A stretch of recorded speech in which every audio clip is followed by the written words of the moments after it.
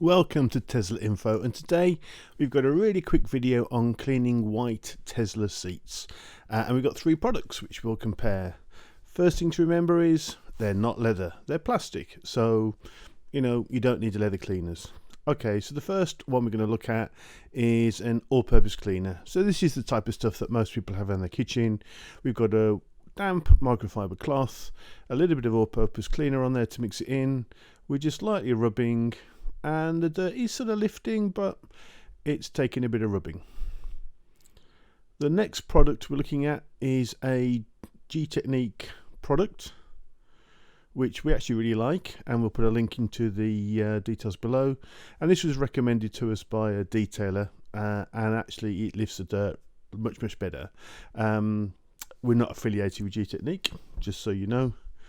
And then the third product we're going to look at is one that a lot of people talk about, which is effectively baby wipes. And so we've got a couple of baby wipes here. We're just rubbing around, and while it's lifting the dirt, it's not lifting it quite as well as the Gtechniq product. So we're just going to sort of have a bit of another rub over just to see if we can lift any more. Now it's had time to sink in. Pull the strips back, which has protected it, and it's a very noticeable difference. Drying off a little bit, and it sort of smudges around a little bit, but you can see we think the middle one is by far the cleanest. So the winner is the i2 from Gtechniq. So we're now just going to give the whole seat a clean over with that product. So just spray it onto microfiber cloth. This isn't very hard rubbing at all, it's just almost just like wiping it over.